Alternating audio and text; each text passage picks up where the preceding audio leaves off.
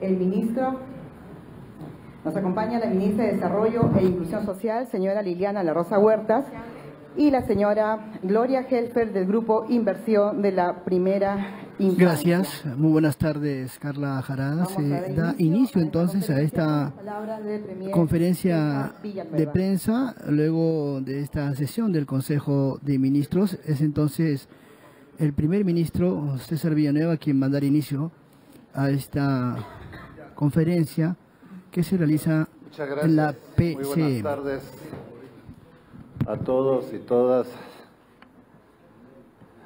Acabamos de terminar la segunda parte de la sesión del Consejo de Ministros. Digo la segunda parte porque en la primera parte ha sido el Consejo en pleno, en la segunda parte es la Comisión Interministerial de Asuntos Sociales, el CIAS. Quisiera informarles un poco lo trabajado en estos días y también que ha sido parte de socializar con el Consejo de Ministros. Hemos tenido el GORE ejecutivo, como ustedes saben, con los 25 gobiernos regionales.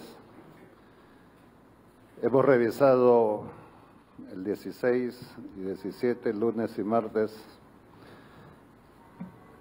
300 proyectos, un poco más de 300 proyectos, con una inversión global de 5.500 millones de soles, de los cuales, una vez hecho la revisión exhaustiva por los gobernadores, por los sectores respectivos por donde se canalizan estos proyectos, por el Ministerio de Economía y Finanzas, por los técnicos que han acompañado este proceso y en particular por los ministros mismos, el propio presidente del Consejo de Ministros y el propio presidente de la República hemos participado activamente en esta gran tarea. De estos 300 proyectos, por ese monto global de 5.000 millones de soles, hemos aprobado 1.300 millones de soles, que van a transferirse inmediatamente a los gobiernos regionales para activar los proyectos que han estado paralizados, proyectos en ejecución que han estado paralizados y que obviamente con estos recursos ellos no solamente van a activarlos, sino en muchos de los casos van a terminarlos en los plazos establecidos. También hemos aprobado un bono, le llamamos regional, que es para el cierre de proyectos, que es otro paquete de proyectos que han estado al 90%, 95% de ejecución, pero por alguna razón de tipo administrativo o le ha faltado un poco más de recursos para cerrarlos, estaban igualmente paralizados. Y eso no puede ser en un país donde no nos podemos dar el lujo de haber invertido el 80-95% para quedarnos parados en el 5%. Entonces se ha dado un bono a cada una de las regiones que implica 25 millones de soles para que terminen todos los proyectos que en su ámbito existen, los cierren y puedan entrar al servicio de la gente, aquello que se había inmovilizado por estos detalles de pequeñas faltas de recursos. Dentro de ellos, por ejemplo, hospitales que no podían entrar en funcionamiento porque les faltaba algún tema administrativo, un equipo de 500.000 o 1 millón de soles, después de haber invertido 80, 90 millones de soles, no tiene ninguna lógica. Y por lo tanto, también en la coordinación con el Ministerio de Economía y Finanzas se ha trabajado sobre eso. También en el FONIPREL siempre hemos tenido recursos durante todos los años, pero los recursos no se movían donde tenía que moverse, a los pequeños proyectos de los gobiernos locales, especialmente. Porque estaba con una serie de requisitos que tenían que cumplirse. Obvio, puedes cumplir los requisitos, pero cuando es muy complejo el sistema, finalmente los alcaldes hacen lo posible, siempre se traban por algún papel que fue mal llenado, etcétera, pero para eso existe el servicio del Estado para poderlos asesorar. De tal manera de que ahí, en ese sistema, hemos liberado proyectos que estaban de este tipo de pequeños problemas por 200 millones de soles y también, obviamente, hemos reforzado este fondo por 200 millones de soles más, o sea, hemos puesto 400 millones.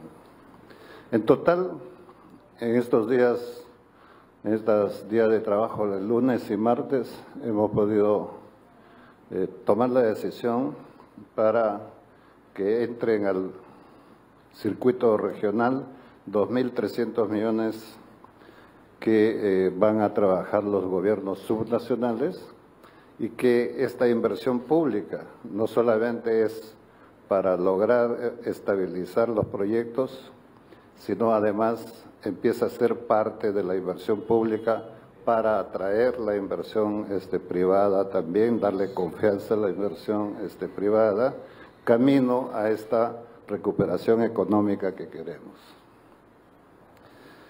Un segundo tema que ustedes seguramente ya están informados, porque a muchos los he visto por allí, ha sido el diálogo político que estamos sosteniendo con todas las bancadas, explicándole nuestra propuesta, explicándole nuestras ideas, explicándole un borrador de plan que tenemos para los próximos 3 años en los puntos centrales de lo que también ya lo repetimos diariamente, que son los ejes de lucha frontal contra la corrupción, el tema de la recuperación del programa de reconstrucción con cambios en las zonas afectadas, que es un elemento fundamental, el tema relacionado a la recuperación económica en el país, que tiene un conjunto de medidas que se van a presentar al Congreso. Esta mañana ha sido dedicado a discutir la presentación del ministro de Economía para ver todos estos detalles, de tal manera de que paralelo a estos diálogos estamos nosotros avanzando en la concretización de aquello que vamos a presentar, pero actuando al mismo tiempo en aquello que las competencias que hoy día tenemos nos lo permiten. El día viernes terminaremos con la ronda de todas las bancadas en esta tarea de acercar nuestras ideas, recibir los aportes de las bancadas. En este proceso ha habido mucha apertura y mucha diálogo con cada una de las que ya hemos avanzado. Estas perspectivas económicas que tenemos, si bien es cierto, hemos encontrado una nave que un poco complicada, en el sentido de que la inversión pública estaba parada, lo estamos activando, la inversión privada un poco frenada, hemos empezado a tener buenas señas del interés de los inversionistas privados, hemos tenido un peso importante en los gastos corrientes que viene a ser los presupuestos operativos un poquito elevados en relación a los ingresos.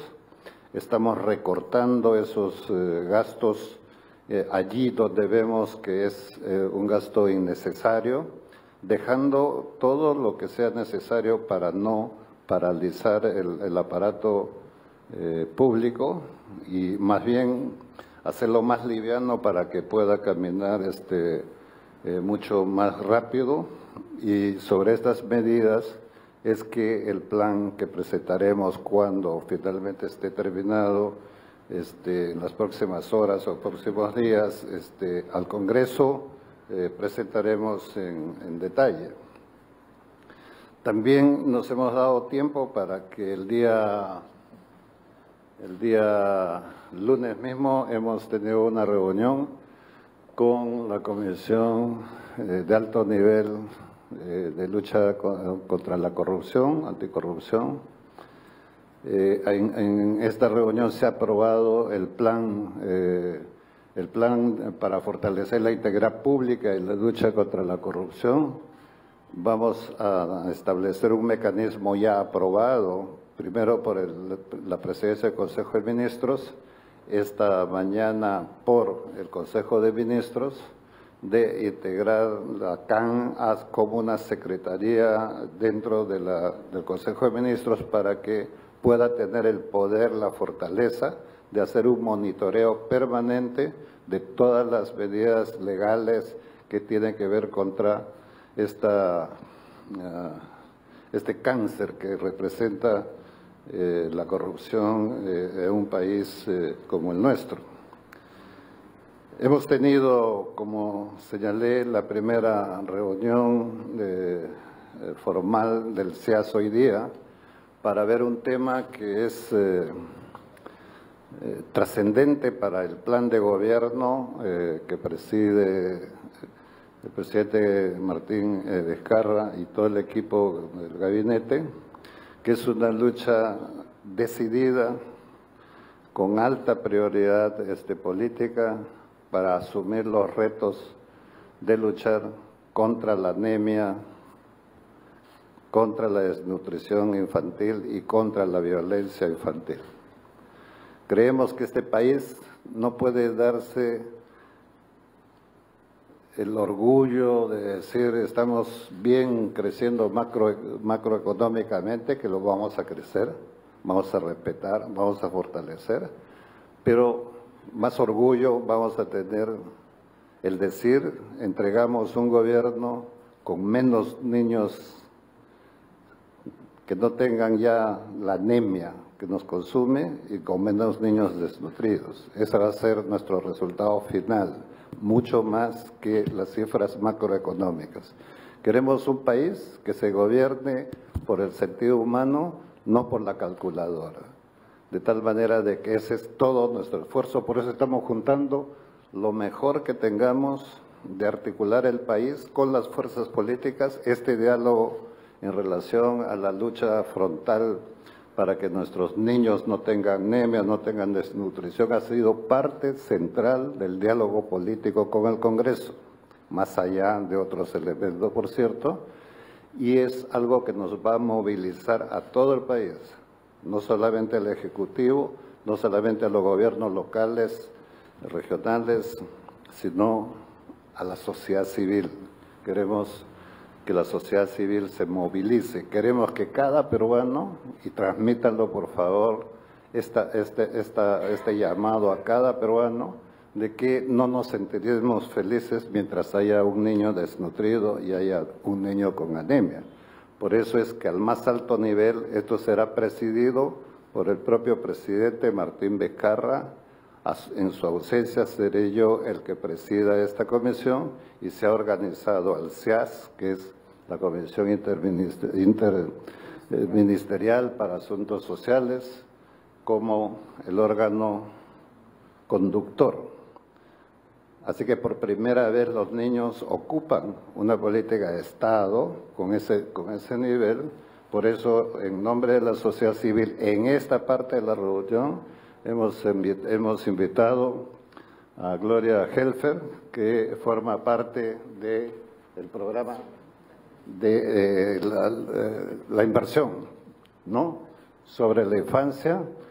Hemos invitado también a Gastón Garatea, que conocen ustedes, un hombre emblemático y de alta sensibilidad sobre esto, pero por un pequeñito problema de salud no nos puede acompañar. pero a pesar de su edad es tan fuerte que va a ver los resultados por los que tanto luchó él solo. Así que voy a dar la palabra en primer lugar a nuestra ministra de Inclusión Social, Liliana, por favor. Muchas gracias, Premier. Muy buenas tardes también, Gloria, con todo el esfuerzo de los colegas de sociedad civil que nos acompañan, las autoridades. Buenas tardes a todos ustedes. Realmente para mí es motivo de mucha alegría comunicar que hoy, después de 16 días, ya tenemos instalada nuestra Comisión Interministerial de Asuntos Sociales, donde se da inicio a la cruzada por la infancia en el país, con la participación de todos los sectores del Estado, presidido por nuestro presidente ingeniero Martín Vizcarra, nuestro presidente del Consejo de Ministros, y constituido movilizando a la sociedad civil en los espacios en que ellos ya están activando desde hace muchos años, solamente acogerlos y sumarlos y decirles que son parte activa de esta gran cruzada por la infancia. Comunicarles que a la fecha hay 21 gobiernos regionales que cuentan con pactos de lucha contra la anemia y la desnutrición, y 585 gobiernos locales han suscrito compromisos para la reducción de la anemia y la desnutrición crónica. Toda esta movilización social activa y estos documentos hoy son respaldados desde el Ejecutivo con la participación activa de la sociedad civil, además en el marco del Pacto por la Infancia, que está siendo respaldado por las 6 bancadas del Congreso de la República. Entonces, no hay más que decir que estamos frente a una decisión política sustantiva en la que todos están sumando, a la que todos están aportando desde su compromiso, desde su mística por el país, desde el que nos realmente no ético el tolerar la desnutrición infantil y la anemia de los niños. La anemia trae un impacto directo sobre las posibilidades de desarrollo de nuestra infancia, sobre las posibilidades de aprendizaje, sobre el conjunto de su desarrollo cerebral, físico, biológico y psicológico. Eso significa que a luchar contra la anemia y a luchar contra la desnutrición, lo que queremos es garantizar un Perú donde todos realmente puedan desarrollar al máximo sus capacidades. Hemos tenido hoy la Comisión Interministerial y los distintos sectores han asumido responsabilidades. Hay prioridades estratégicas y prioridades geográficas. Les informo, por ejemplo, que en Puno 75,9 niños menores de 3 años sufren anemia. En Loreto 61,5, en Ucayali 59,1, en Pasco 58 niños de 100. Madre de Dios, 57 niños, Cusco, 55, Huancavelica, 54, Apurímac, 54, Junín, 53, Amazonas, 51, San Martín, 51, 50,7. Marcan nuestras prioridades. Hacia allá vamos. Todos los sectores vamos a contribuir a reducir la anemia. Esto es apenas, digamos, como donde hay mayor concentración, pero la anemia se distribuye en el conjunto del país y lo que hay son diferencias internas en caseríos y en distritos. Vamos a trabajar en el conjunto del país, pero en una acción articulada con todos los sectores que están en este momento a nivel del CIAS. Más aún, estamos sumando, y hoy se ha tomado esa decisión, estamos sumando al Ministerio de Defensa porque ellos están trabajando ahora a través de las plataformas itinerantes de acción social fluviales, aéreas y ahora se va a incluir la terrestre con el ejército, además de que ellos también tienen la sanidad de las Fuerzas Armadas y policiales. Se ha decidido también la inclusión en el CIAS del Ministerio del Ambiente por la importancia que tiene en el combate contra la anemia y la desnutrición, que uno de los elementos básicos están relacionados justamente con el tema del agua, el acceso al agua limpia y al agua clorada. Muchísimas gracias. Muchas gracias, ministra. Deseo la palabra a Gloria Helfer.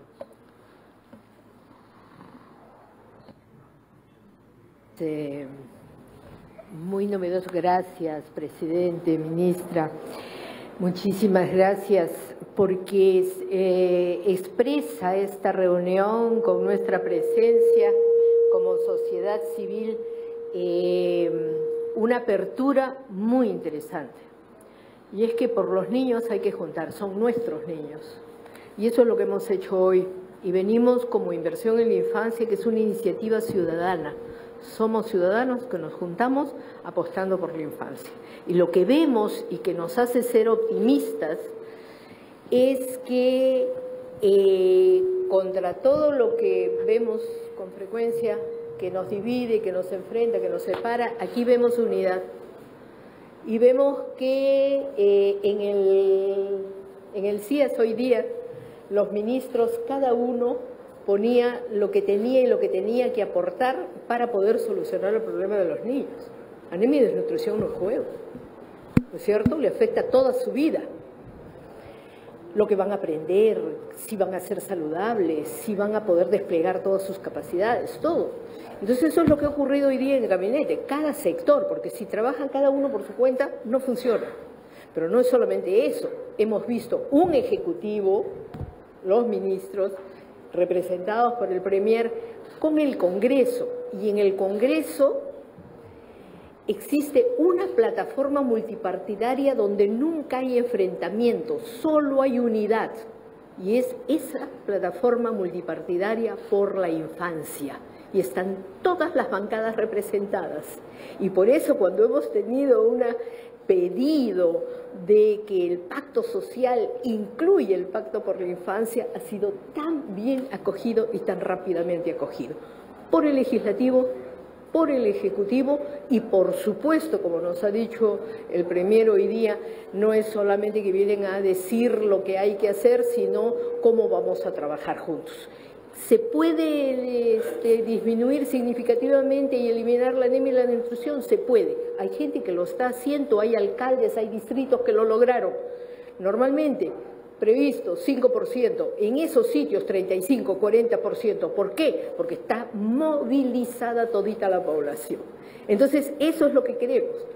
Anemia, desnutrición y violencia. No más solamente la denuncia, sino ver cómo se previene que a nuestros niños no los tocan, no los maltratan, no los violentan. Eso es lo que hemos acordado hoy día y por eso agradezco muchísimo que nos hayan podido recibir y que estén en la disposición de recibir lo que nosotros podamos ofrecerles desde nuestra experiencia, nuestras capacidades y nuestros recursos. Muchas gracias. Damos inicio a la ronda de preguntas con Lourdes Castillo de Panamericana Televisión.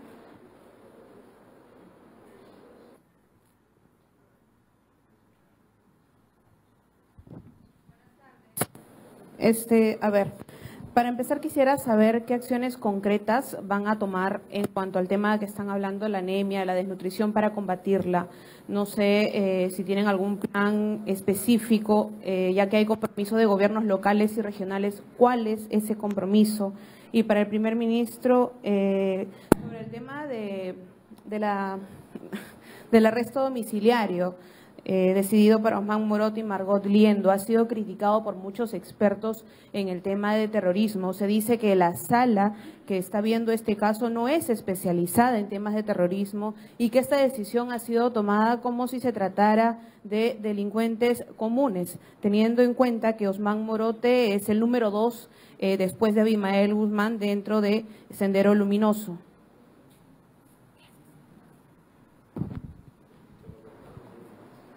En relación a la primera pregunta sobre el tema de las intervenciones que estamos priorizando, estamos procediendo a asegurar la entrega y consumo directamente observado del hierro en los niños, porque normalmente se entrega pero no se observa el consumo directo. Entonces, la primera decisión es asegurar la entrega y consumo directamente observado de suplementos de hierro en los niños y en adolescentes por el tema de la menarquia, la primera regla que normalmente puede impactar en anemia en los adolescentes, y si se embarazan, porque tenemos un problema con el embarazo temprano, muchas veces indeseados, el niño tiene bajo peso al nacer y hay afectaciones tanto para la madre como para el niño. Entonces vamos a trabajar a dos niveles, entre los 0 y 36 meses para anemia, para desnutrición hasta los 5 años y para anemia en adolescentes, reposicionando el tema de salud del escolar. Dentro de salud del escolar se va a priorizar el control de crecimiento y desarrollo de los adolescentes, que a la fecha había disminuido ostensiblemente la cobertura, y esto se va a hacer en coordinación entre salud y educación. Para ello hago propicia la ocasión para que todos ustedes nos ayuden a que los padres de familia autoricen para que sus hijos tengan el control de crecimiento y desarrollo en la escuela, donde se va a ver si la talla es adecuada para el peso y la talla son adecuados para la edad y cómo está yendo su crecimiento y desarrollo, y por supuesto el tamizaje de anemia. Esos son temas que en específico en términos de metas los vamos a tener en breve con el Ministerio de Salud y el Ministerio de Educación. Más aún, el Ministerio de Educación va a establecer su meta en relación a apoyar la distribución del suplemento de hierro a través de sus mecanismos logísticos que ya tienen instalados para la distribución de libros. Este sería, digamos, una acción adicional que podríamos utilizar en términos logísticos del traslado de los suplementos de hierro. Vamos a trabajar desde el MIDIS con el MINEDU, el Ministerio de la Mujer y el MINSA, el seguimiento nominal de los niños, saber exactamente nombre y apellido de los niños que están incluidos en los programas sociales y en particular incluidos en esta lucha contra la anemia y la desnutrición. Vamos a trabajar lo mismo para el caso de adolescentes y el caso de las gestantes, poder hacer el seguimiento con nombre y apellido. Vamos a captar tempranamente a los niños y niñas menores de 12 meses para el tamizaje y la suplementación oportuna con hierro a través de los distintos programas, no solamente CUNAMAS, Jaliwarma, sino también a través de los programas de control de crecimiento y desarrollo del MINSA y en general del sistema sanitario, a través de las escuelas en el MINEDU y también a través de los distintos programas del Ministerio de la Mujer y Poblaciones Vulnerables. Como ustedes pueden ver, hay una acción conjunta. Vamos a garantizar la entrega y consumo del suplemento los niños del suplemento de hierro, promover también la lactancia materna, y en esto también les pido por favor que sumen. Es muy importante que todos podamos garantizar que los niños lacten leche materna, y esto se va a garantizar también a través del CUNAMAS. Porque hasta la fecha era un componente que todavía no estaba fuertemente garantizado ni establecido en protocolos, y se va a establecer a través del CUNAMAS, además de la ampliación de la cobertura del CUNAMAS que se viene gestionando con el Ejecutivo. Hay el tema también de los colegios de jornada de educación continua, jornada escolar continua, donde ya se está iniciando la atención a través del MIDIS con alimentos, y la idea es ampliarlo en este año por lo menos a la meta ya establecida. A la fecha tenemos solamente 94.000 y esperamos poder llegar a los 150.000 que se había establecido. Vamos a trabajar a nivel de favorecer la vacuna temprana, el tamizaje, el control de crecimiento y el suplemento de hierro al mismo tiempo, y esto se refiere al paquete integrado de servicios tanto para gestantes como para niñas y niños. El diagnóstico oportuno y finalmente la acción transversal a través de las plataformas itinerantes, fluviales, terrestres, aéreas, la captación temprana, especialmente de violencia. Miren, la anemia y la desnutrición está directamente relacionada también con la violencia. Cuando alguien tiene una acción violenta, normalmente exige a los niños comer cuando no quieren comer, no hace un esfuerzo por presentarlos de manera agradable, amigable, para que los niños tengan ganas de ingerir los alimentos. Muchos niños son golpeados para que coman. La violencia también se nota cuando el niño no es atendido, el niño está cochinito, está subatendido, no está protegido, no está cuidado, y eso se puede detectar tempranamente en el CRET, se puede detectar en las escuelas. Actuando sobre la violencia con seguridad, vamos a terminar actuando sobre la desnutrición y sobre la anemia. Necesitamos una acción concertada sobre estos temas porque así vamos a proteger a nuestra infancia. Gracias, ministra. A lo señalado por la ministra, también vamos a institucionalizar una suerte de evaluación de rendimiento de los gobiernos locales, gobiernos regionales y, por supuesto, a la cabeza los sectores, nuestros ministros, sobre la tasa de cumplimiento que tenemos sobre este programa. A mayor trabajo y buenos resultados que tengan las regiones, tendrán una mejor calificación para promover esta inversión. Y segundo es el tema de la educación. El tema de la educación es fundamental. La ministra ha señalado algunas cosas, pero parte de la violencia totalmente involuntaria es porque a veces hemos tenido mecanismos de tratar de hacer comer al niño obligatoriamente, y eso hace una reacción de rechazo, porque dice, si no comes bien el cuco, entonces o ya no te quiero. Entonces todos esos elementos tienen que ver con una forma de educación y queremos también responder a eso. Con relación a que es diametralmente opuesto, pero con mucho gusto voy a responder a la pregunta sobre el tema de los terroristas que están siendo pasados a la condición de tener prisión domiciliaria. Quisiéramos nosotros dejar claro que no estamos de acuerdo como Ejecutivo con una posición de estas, más aún cuando tenemos la información de que las condiciones necesarias para tener una prisión domiciliaria no están dadas, la información que nosotros tenemos. Sin embargo, como Ejecutivo, nosotros tenemos obviamente que respetar la independencia del Poder Judicial, que es el que ha dado. Por eso me eximo de comentar si ha sido el juez que es competente en esto o no. Esa es una decisión del Poder Judicial. Siguiente pregunta, Iván Atilano, de Perú 21. Buenas tardes. Ministro, sobre este diálogo político que ha establecido con las bancadas, el diálogo que ha hecho con las bancadas, uno de los pedidos concretos de Acción Popular ha sido que en su presentación ante el Pleno usted deslinde con el gobierno anterior de Pedro Pablo Kuczynski. Y a la vez, hace unas semanas, la vicepresidenta ha dicho que el presidente Vizcarra representa la continuidad del gobierno de Pedro Pablo Kuczynski. Entonces queríamos saber cuál es su postura, si es sobre el deslinde o que es una continuidad. Y la segunda consulta, si me permite, es en esta política de austeridad que el gobierno ha enfatizado, ¿qué medidas o de qué forma se va a fiscalizar que no se ejecuten gastos innecesarios ahora que se han revelado una serie de alquileres millonarios de parte de instituciones del Estado? Gracias. Gracias, gracias por su pregunta.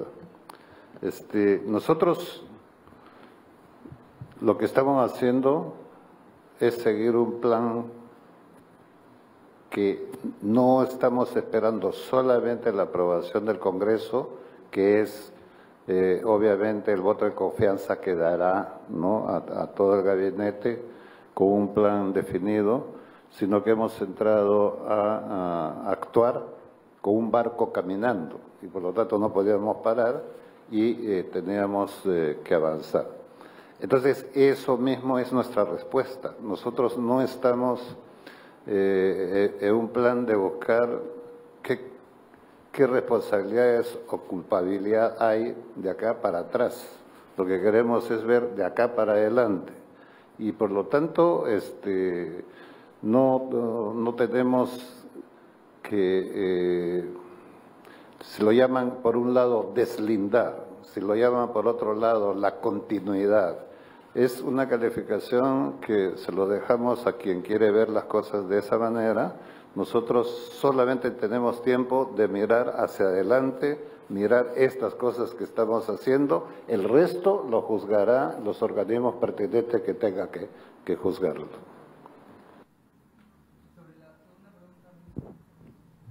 Es una conferencia de prensa del primer ministro tras la sesión del Consejo de Ministros aquí en la PCM. Se le planteó una interrogante, estamos la cual el primer que ministro estas medidas responde. de austeridad vamos a lograr ahorrar más o menos cerca de 1.800 a 2.000 millones de soles.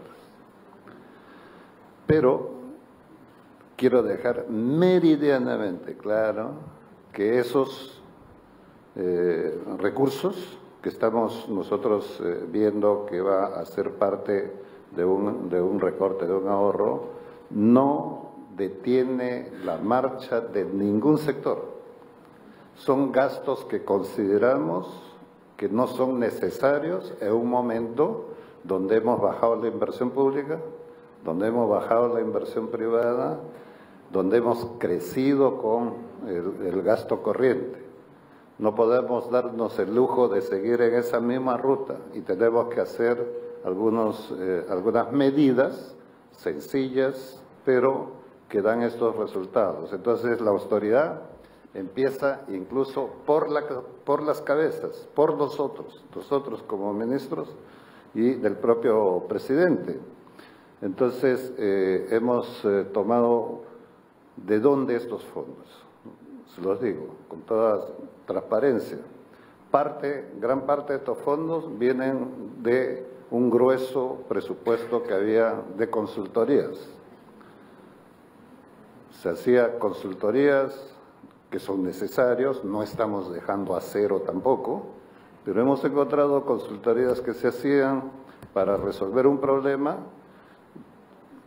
Quienes tenían que tomar esa decisión no tomaban la decisión, contrataban otra consultoría para revisar esta primera consultoría y así se ha duplicado las cosas innecesariamente. Entonces, sí son necesarias algunas consultorías muy especializadas para ayudarnos a una mejor toma de decisión, pero no en los niveles que ha habido. También ha habido un exceso de viajes en la administración pública, ¿no? Y muchos de estos viajes también a nivel de business class, cuando podía tomarse ese mismo avión, pero en la parte económica. Total, el vuelo va a llegar exactamente igual, solamente que va a salir 4 segundos más tarde que el que sale el de business class, ¿no? Y eso hemos empezado así. ¿Y puedo poner ejemplos? Sí, puedo poner ejemplos. Desde los ministros, empezando del ministro de Economía, David Tuesta, de hecho, pues así ha habido antes, ahora tengo que irme en business class. Claro que tiene que ir en business class. Pero esa diferencia de un precio de business class a un precio económico marca en cientos de pasajes una cifra importante. Entonces, es otro de los gastos. Otro de los gastos es muchas celebraciones.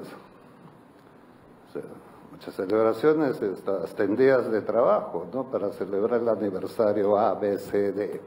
Está bien, pues a nosotros también nos gusta celebrar, especialmente los charapas somos alegres para celebrar, pero celebremos pues el domingo, el sábado, y con la tuya, no con la plata del Estado. Bueno, entonces, y así en otros papeles, mucho papeleo, no quiere decir que vamos a dejar sin papeles, pero un exceso de papel, por eso es que hay que despapelizar este país, ¿no? Y hay que comprarle pues, su tablet, así gasta menos, en fin, hay ese tipo de gastos hemos ido focalizando, ya están mapeados, ya están detectados, los ministros tienen una meta para que ellos mismos con sus propias decisiones hagan los ajustes que quieran y estamos en el buen camino. ¿Eso significa para el país? No, de ninguna manera. Sigue exactamente igual, pero este dinerito pasa para inversión, que es diferente a gastos. A niños, este programa de los niños, ¿no? Entonces vamos a tener los recursos suficientes. Esa es la austeridad, ¿no es cierto? Y aquí aprovecho yo, por iniciativa propia, así que me lo pregunten, ha habido una crítica al presidente Vizcarra sobre su cocina de 2 millones de soles. Nosotros estamos conscientes de que estamos con todos los faros, nos están mirando. Y nos gusta que así sea, no nos molesta. Lo que voy a decir no es que nos moleste. Pero la información se tiene que hacer de la manera real, correcta, ¿no es cierto? Esta cocina no es la cocina familiar del presidente Vizcarra, es la cocina de Palacio, donde tenemos una cantidad bastante grande de servidores de los distintos niveles, ¿no?, que atienden Palacio y que obviamente tiene que utilizar. Y donde se apuntan los gastos porque es unas cocinas súper antiguas, como pocos han vivido acá, entonces no se han ido al servicio de comedor de los obreros, de los trabajadores. El presidente Vizcarra sí, y ha visto la manera de mejorar los drenes, mejorar las condiciones de la cocina. No es la cocina familiar del presidente García, así que con toda tranquilidad, ustedes quédense tranquilos que esta austeridad es incluido el presidente Vizcarra. Siguiente pregunta de Winnie Milán, Diario Gestión. Buenas tardes. Tenía dos temas. Uno era si respecto a las exoneraciones tributarias, si solo se planea desde el Ejecutivo revisar las exoneraciones de la Amazonía como usted lo hizo en su momento en la región San Martín, o van a ser todas las exoneraciones. Si es así, ¿cuándo se iniciaría y qué criterios consideraría? Y el otro punto, si me permite, es que el pasado jueves, según la norma del Congreso, venció el plazo para reglamentar la ley que reemplazó al DU 003. Quería saber cómo iba ese reglamento y considerando el contexto, cuándo se va a publicar. Gracias. Gracias por las dos preguntas, porque en realidad son muy importantes para todo este programa que nosotros estamos haciendo. Globalmente, las exoneraciones que tenemos en el país te suman 16.000 millones de soles exonerados. 16.000 millones de soles, ¿no? Entonces, yo tengo la experiencia de venir de una región amazónica que históricamente además ha sido mantenido mediante sistemas de exoneración. Pero si ustedes ven históricamente la Amazonía ha quedado marginal a un despegue de desarrollo, por lo tanto se ha distorsionado el tema de las exoneraciones. Entonces, la exoneración de algunos aspectos es probable que en algunos casos justifique. Por ejemplo, en el caso amazónico ha justificado en algún momento ciertas exoneraciones, pero después ya esas exoneraciones requieren ser reemplazadas por otro tipo de incentivos para el desarrollo, que vamos a hacer de la Amazonía un gran espacio de despegue humano, porque es potente. pero ya no necesariamente con las exoneraciones. Entonces, en concreto, lo que vamos a hacer una revisión de todas las exoneraciones y dentro de esas exoneraciones vamos a ver qué queda por ahora, qué podemos eliminar, pero sin que eso tampoco genere un tipo de disloque con lo que se viene haciendo, sino explicándole. Por ejemplo, si exoneramos, como hemos el caso hecho en San Martín. En San Martín, mi región, ¿no?, chiquita, no tiene petróleo, no tiene oro, no tiene las riquezas que otros tienen, y bien por ellos. Entonces, pero teníamos estas exoneraciones. Esas exoneraciones las hemos convertido en un fondo de inversión regional. O sea, no estamos diciendo, eliminamos esas exoneraciones, la gente ya no tiene ese beneficio, que además nunca la ha tenido, porque nunca la han aplicado en beneficio de la gente, ¿no es cierto? Entonces, con eso lo que vamos a armar son fondos regionales de inversión, o sea, transformar una exoneración improductiva a un fondo de inversión productiva, ¿no es cierto? Entonces, es el esquema que vamos a seguir. A mí me han dicho el sicario ya de las exoneraciones, pero es porque es un mecanismo de la política tributaria no bien aplicada, distorsionada y desordenada. Ahora lo que queremos es darle un orden en eso. En relación a la ley que ha sido aprobada, además por el Congreso, para el reemplazo del 003, lo que está faltando en estos momentos, y será en los próximos días probablemente que terminemos, ya el reglamento, estamos en la parte del reglamento. Lo que estamos haciendo en estos momentos, ya ha revisado el Ministerio de Economía, el Ministerio de Justicia, todos los órganos que tienen que ver directamente a eso, pero estamos haciendo consultas también para que toda la población esté consultada. Nosotros nunca vamos a sacar una norma que no la consultemos, porque pueden decir, pero ustedes han hecho eso para favorecer a tal o cual. Lo único que nos interesa es que el Perú se favorezca con una economía que nos separe, pero que obviamente castigue a quien merece castigo, pero que no, por aplicar una ley de esa manera, vas a castigar a la propia población, a los empleos que tenemos. Entonces, estamos siendo muy cuidadosos en eso. No nos vamos a demorar mucho más, probablemente que una semana, para ya tratar de terminar este reglamento. La siguiente consulta es de Raúl Gastulo, de Andina. Primero, ¿cómo está? Buenas tardes. Nos encontramos en vivo para la agencia Andina. Tenía dos consultas. La primera, una precisión. Tengo entendido que el 2 de mayo va usted al Congreso para el tema de la investidura. Si en ese día o cuándo se estaría presentando ya las facultades legislativas y qué se espera en cuanto al PBI, porque tengo entendido que apunta a reconstrucción. ¿Cuánto podría aportar el PBI a mejorar la calidad de vida de toda la población del norte que ha sido golpeada? Y una segunda es más a mediano plazo. Premier, cuando el presidente Vizcarra asumió el gobierno, el sector minero comentó que ya se están juntando dos vientos a favor, tanto el sector externo, por el tema de los precios, y el sector interno hay una reducción del ruido político. En ese caso, ¿qué expectativas tiene el sector minero si al menos este año ya podríamos ver Tía María ya empezando? Gracias.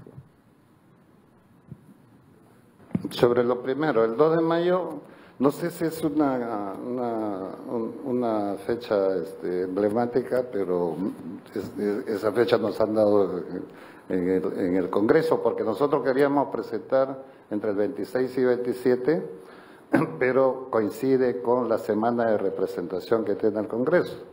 Y nosotros somos respetuosos de toda la institucionalidad, así que por eso es que se da el 2 de mayo. Y digo emblemático porque el 2 de mayo es, ustedes saben, la fecha emblemática nacional, donde todos los peruanos se unieron contra la guerra que teníamos. Así que esto no va a ser una guerra, pero nos vamos a unir con una arma que se llama el diálogo y el plan, bien planteado. Los primeros acercamientos son alentadores, ¿no? Hemos recibido muy buena disposición de las bancadas. Nos falta solamente 2 bancadas más y terminamos. Así que estamos nosotros, como siempre, optimistas de que podemos entendernos bien con el Congreso.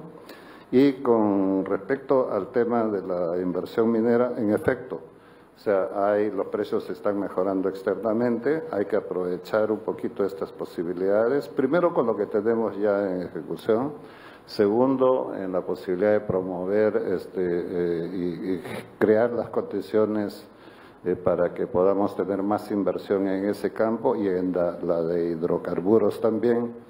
Pero, y aprovecho tu pregunta que me permite hacer una precisión sobre Tía María, ¿no es cierto? Tía María es uno de los proyectos que está ahí en la cola esperando y pueden esperar 100 o 200 proyectos más. ¿Qué es aquello que va a abrir la llave de estas posibilidades? El hecho de que haya una licencia social y un respeto absoluto al tema ambiental en las propuestas mineras. Eso. No vamos a imponer ninguna explotación minera si previamente las poblaciones no se sienten tranquilas o aseguradas de que este es su desarrollo. Para eso es el diálogo. Realmente es lo que vamos nosotros a utilizar. Así que yo espero que por ese camino podamos mejorar la posibilidad de estas inversiones. Es la conferencia de prensa del primer ministro César Villanueva. No por este tema de la minería, sino por el tema de las facultades. Aquí sí, en vamos la a pedir PCM, algunas facultades especiales que estamos nosotros terminando de delinear y ajustar. Pero en este caso, hablando de inversiones mineras y de lo que significa Tía María para el Perú. Relacionados especialmente al tema de la autoridad de reconstrucción con cambios.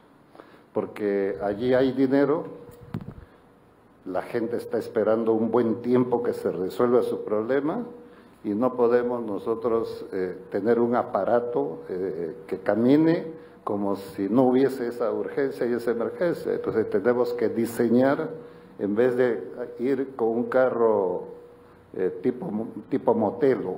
¿Tú sabes lo que es motelo? Tipo tortuga. Motelo es una expresión de la selva. Tipo tortuga, necesitamos algo más veloz. Y ese veloz significa hacer algunos ajustes a la ley y vamos a presentar una ley sobre eso. El mismo 2 de mayo vamos a presentar.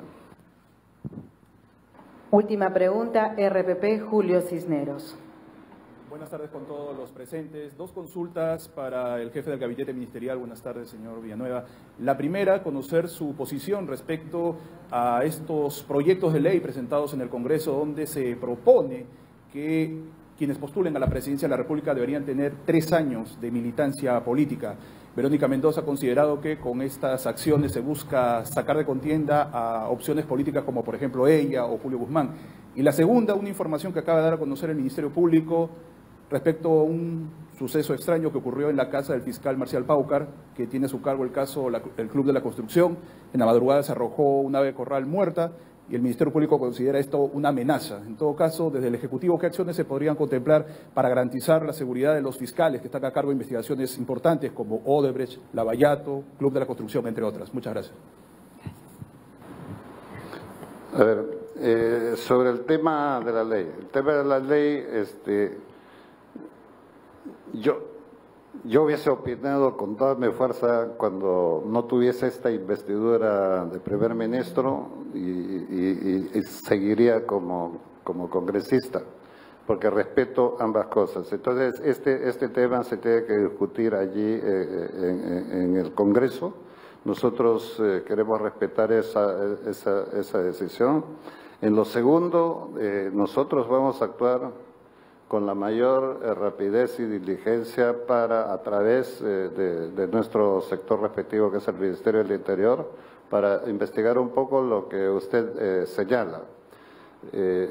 Cualquier tipo de señas o acciones de una naturaleza que dé intranquilidad a las autoridades que tienen que hacer las investigaciones o tomar decisiones sobre estos aspectos, nosotros lo que vamos a hacer es reforzar ayudar a reforzar la seguridad de estos fiscales, pero no meternos en la función de ellos, sino hacer lo que como parte del Ejecutivo nos corresponde, brindar la seguridad a todos los ciudadanos y más las autoridades que tienen que ver con cualquier proceso de investigación, sea de quien sea. Así que yo les agradezco, muchísimas gracias. Creo que hemos terminado. Doctora. Agradecemos la presencia de las autoridades. Sí, la conferencia ha concluido. Muy buenas tardes. Hay que destacar, para concluir este enlace en vivo, que se ha lanzado una lucha frontal contra la anemia y la desnutrición infantil, en el que están comprometidos todos los sectores del gobierno, también las Fuerzas Armadas y la sociedad civil. Eso es lo que primordialmente se ha puesto énfasis y lo que se ha planteado precisamente esta conferencia de prensa. Luego de ello vamos a Estudios Centrales en Santa Beatriz.